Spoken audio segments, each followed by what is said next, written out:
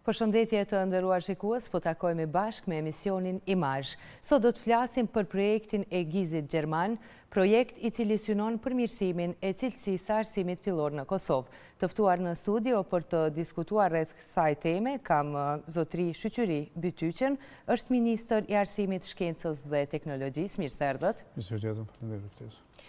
Dhe po ashtu zotëri Boris Sharlovski nga GIZ-it Gjerman. Mirë se erdhët. Kënaqësi të ju kemi në studio, por para se të fillojmë bisedën dhe detajet rreth këtij projekti, do të shohim bashkë një material të përgatitur nga gazetarja Flor Magjaraj, ku ekipi i GIZ-it bashkë me përfaqësues së Ministrisë së Arsimit kanë bërë dorëzimin e pajisjeve për klubet e mediave në shkollën Pjetër Bogdani. E ndjekim materialin për të u rikthyer në studio me bisedën.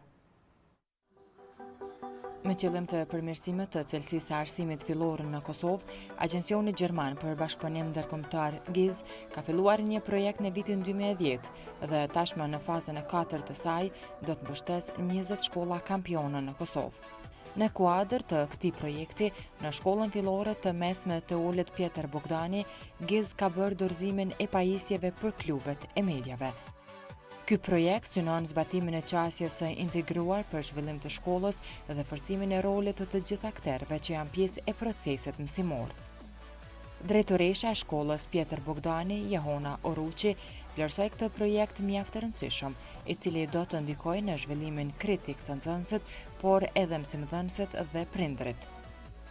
Është shumë i rëndësishëm, shkolla jonë është shkollë kampion, e cila është e përfshirë në disa aktivitete nga ana e GIZ-it.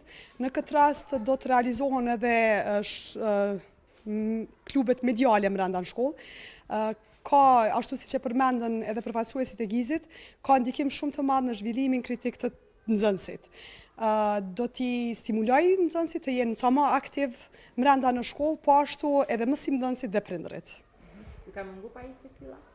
Ne realisht kemi një radio të shkollës, kemi disa nga pajisjet, mirë po jo të nivelit të tillë që tani i kemi.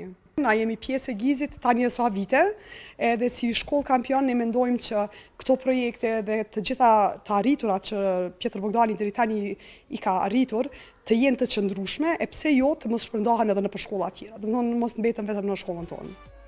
Edhe mësimdhënësit thonë se këto pajisje do ndihmojnë ata dhe nxënësit për të paraqitur punën e tyre, duke kontribuar drejt për drejt në cilësinë e mësimit.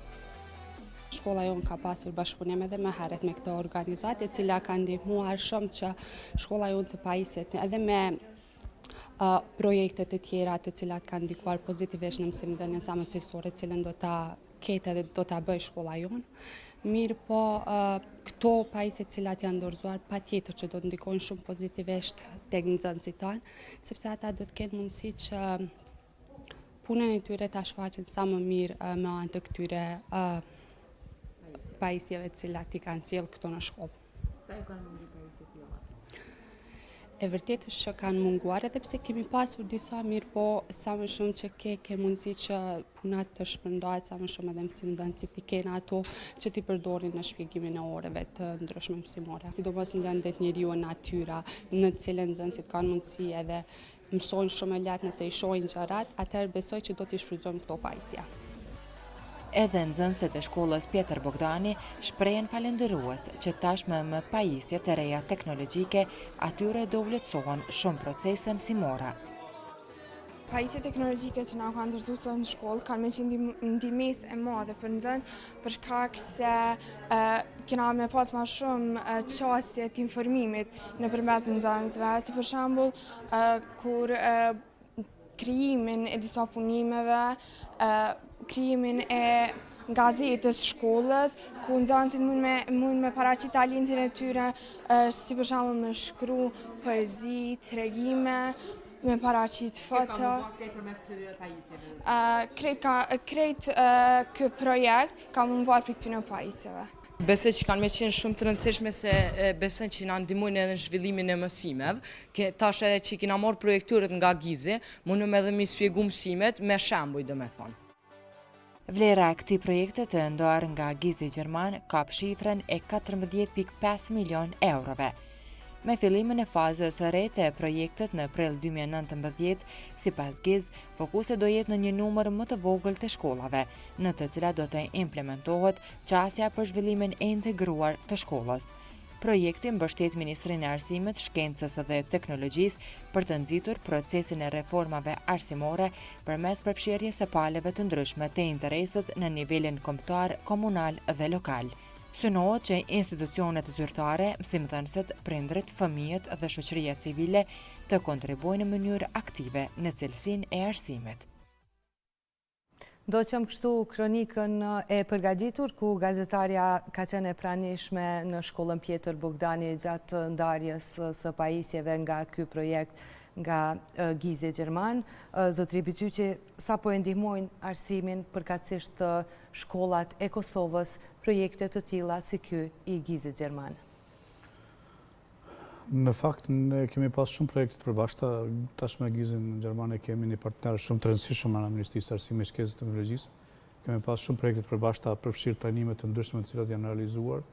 Dhe tash ne shpesh jetojmë GIZ-i është pjesë e shtëpisë tonë dhe nuk e konsiderojmë si partner të jashtëm. Të gjitha projektet e cilat janë zhvilluar deri më tani kanë pas efektin e vet, kanë pas rëndësinë e vet, sepse kemi qenë në një fazë të reformave të mëdha që kanë ndodhur në sistemin arsimor.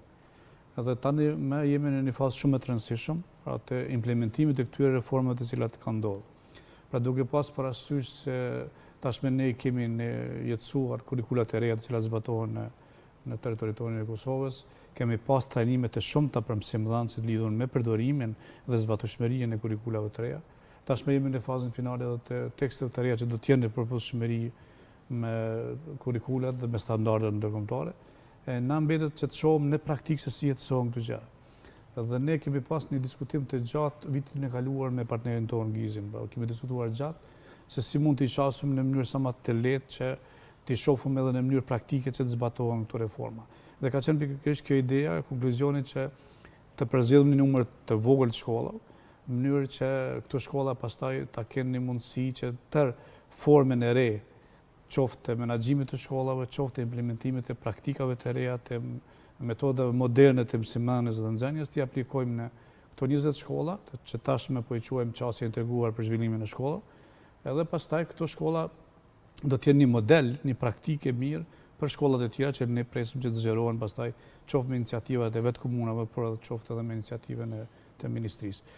Ajo pra që ne kemi konstatuar në gjatë kësaj kohe, ka qenë që ne kemi bërë politikat mira në nivelin nacional, kemi bërë gjërat e mira të projekteve të përgjithshme, por është koha që të ulemi në bazë, për të kthehemi në shkolla, edhe të prekrahemi shkollat në zbatimin e tyre.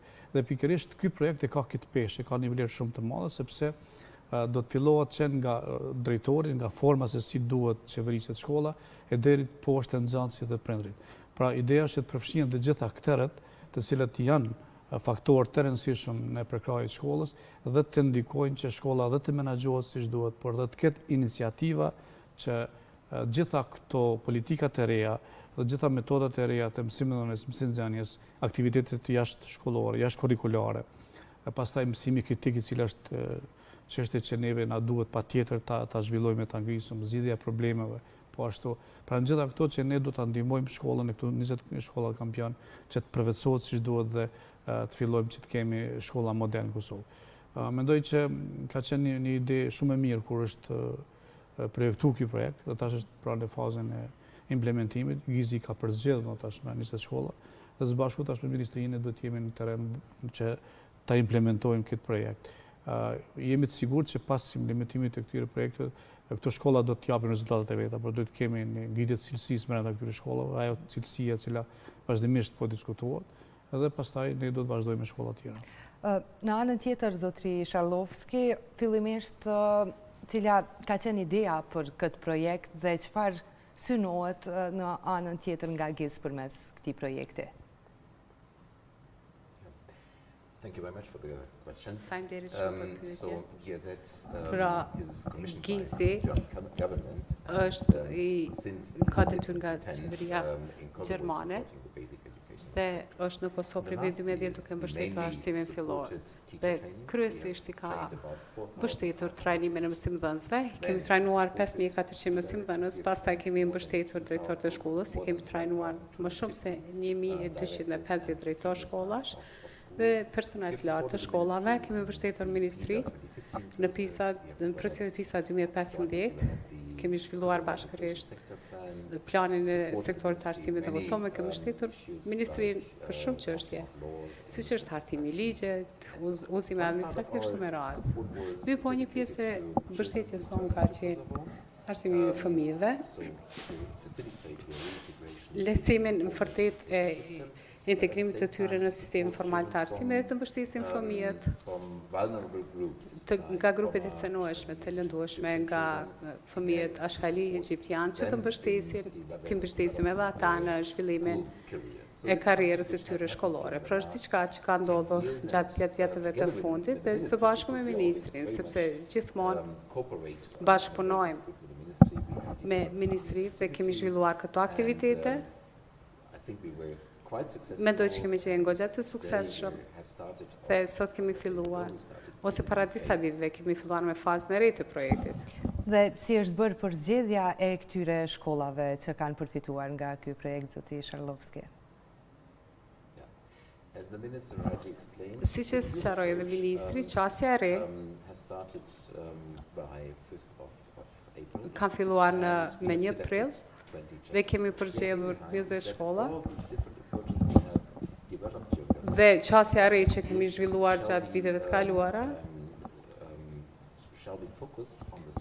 në vërtet kjo fazë do të përqendrohet në nivel të shkollës dhe pastaj do të shohim se cili do të jetë ndikimi për një përmirësim të mësimdhënies dhe mësimdhënies nëpër shkolla. Pra kemi zhvilluar ose do të përqendrohemi në trajnimin e mësimdhënësve, si dhe të drejtorëve të shkollës, dhe kjo pjesë e qasjes së re është që të mbështesim nxënësit për zhvillimin e tyre të mëtejshëm. Pra të martën kemi filluar me një nismë të re dhe kemi filluar me këtë ngjarje në Pjetër Bogdani në Prishtinë, duke dorëzuar pajisje për mediave dhe ideja është që nxënësit të mësojnë se si të shfrytëzojnë më mirë mediat. Për shembull, në Pjetër Bogdani tashmë është një radio shkollore, pra si të funksionojë radioja, do të jetë shumë e rëndësishme për kolegët e ardhshëm ose të mbështesim shkollën, 20 shkollat kampion në zhvillimin ose bërjen e gazetave ose të videove. Dhe nxënësit mësojnë zotësinë, arrin zotësinë për të punuar në media dhe pastaj mësojnë të shprehen, të flasin publikisht, të shprehin mendimet e tyre, të zhvillojnë hetime, të bëjnë kërkime dhe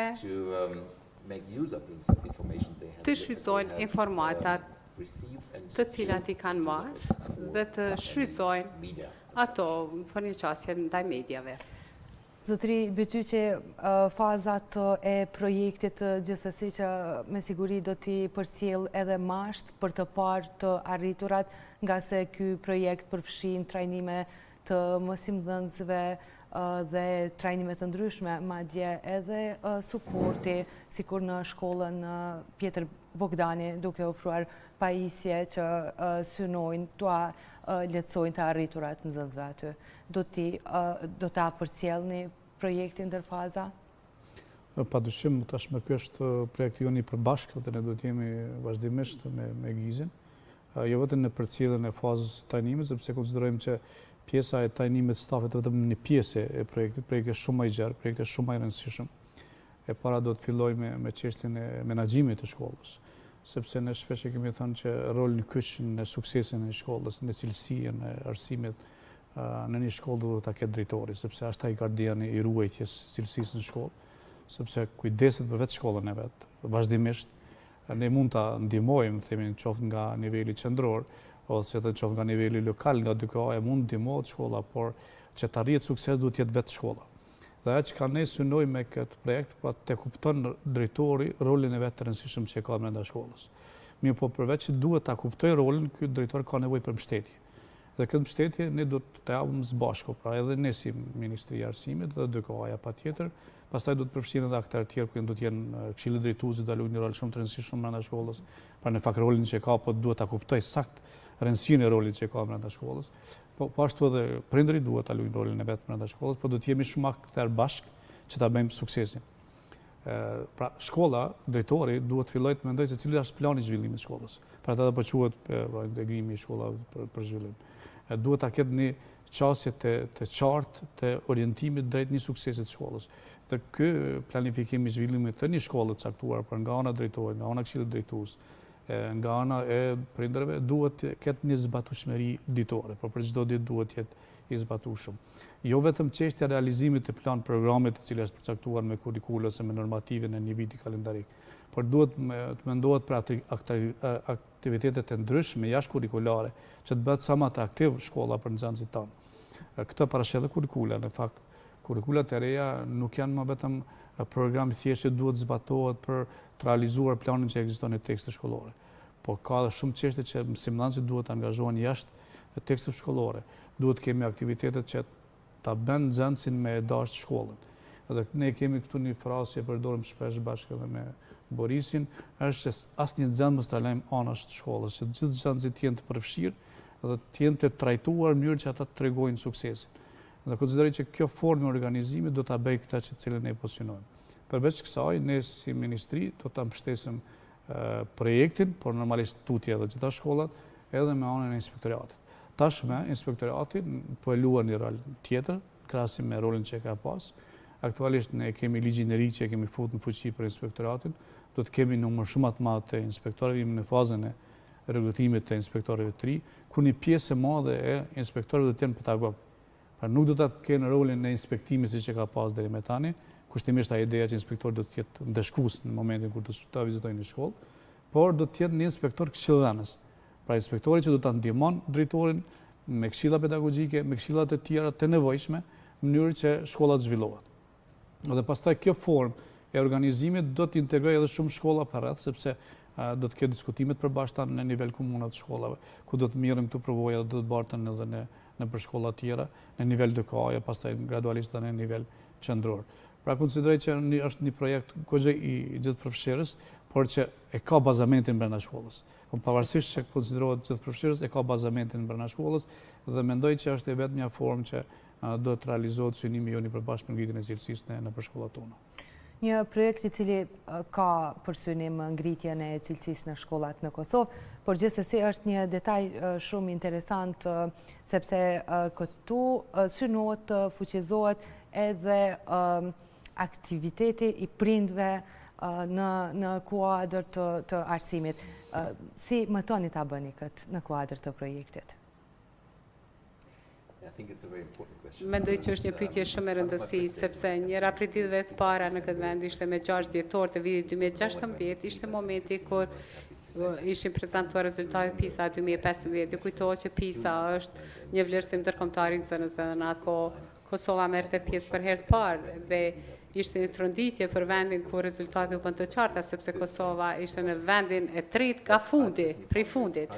Pra ishte shumë befasuese në atë kohë për mua që kishte reagimin e media, mirë po nuk kishte ndonjë reagim nga prindërit dhe nxënësit. Kështu që kemi menduar dhe nëse hyni në thelb dhe frymën e PISA-s, kjo ka treguar qartë që karriera shkollore e fëmijët varet shumë nga përkushtimi i prindërve. Pra nëse prindërit i mbështesin fëmijët e tyre në zhvillimin arsimor, ka shumë gjasa që do të ketë më shumë sukses.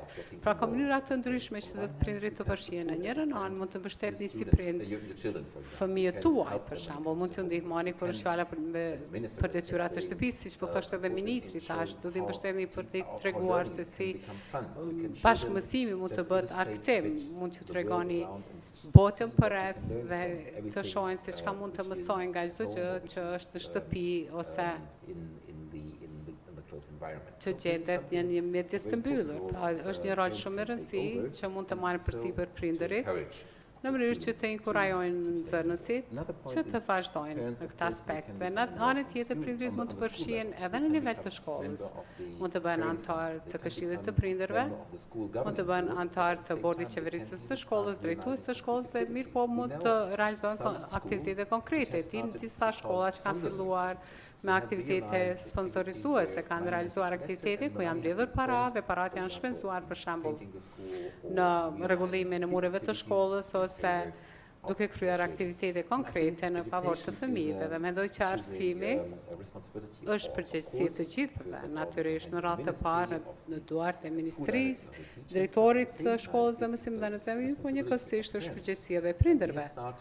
Dhe kemi filluar me një fushat, kemi filluar para një viti e gjysmë, i kemi inkurajuar prindërit që të bëhen më aktiv, që të mbështesin fëmijët. Dhe në vendin tim, në Gjermani, kjo ka dhënë efekt shumë pozitiv, kur prindërit janë bërë aktiv dhe kanë mbështetur fëmijët. Zotëri Bytyqi, një shkollë organizuar mirë, një shkollë funksionale, në anën tjetër projekte të tilla të cilat synojnë që të aktivizojnë edhe nxënësit duke u krijuar hapësirë dhe mundësi për të pasur edhe mendim kritik. A bën kjo që në të ardhmen këta nxënës të tregojnë rezultate më të mira edhe në pjesëmarrje në teste ndërkombëtare? Nuk ka dyshim fare, më pikërisht kjo është edhe angazhimi ynë, sepse mendimi kritik, zgjidhja e problemeve, janë pothuaj teknikat më të reja që cilat zbatohen në vendet e zhvilluar ku sistemi arsimor e ka një stat shumë të lartë të zhvillimit. Dhe kjo është edhe angazhimi jonë që edhe ne ta përfshijmë në shkolla.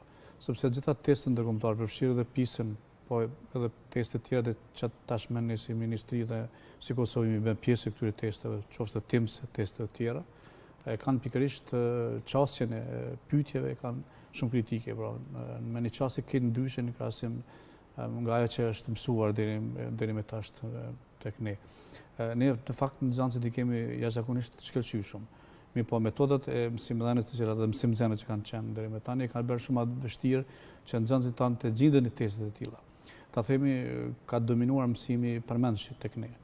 Një nxënës joni din shumë mirë me ta shumë gjëra përmendsh. Mundet me ta dhënë edhe definicionet e të gotës përmend shumë bukur. Por po e tha Leona është libri çka thot, po e sheh gotën tregona çka është si gotë me definicionin tënd e ka një hezitim ta thot. Sepse nuk është mësuar pikërisht ta ketë një vetë iniciativë, të ketë mendim të vetin, të shprehet fillimisht për objektin për cilën diskutohet dhe pastaj normalisht që na duhet edhe ajo pjesa tjetër. Pra kjo neve herë fillimisht na vjen të punojmë shumë me mësimdhënës, pa t'i trajnojmë mësimdhënësit për këto metoda, që pastaj mësimdhënësit ta kenë shumë të lehtë që ta bartin tek nxënësit.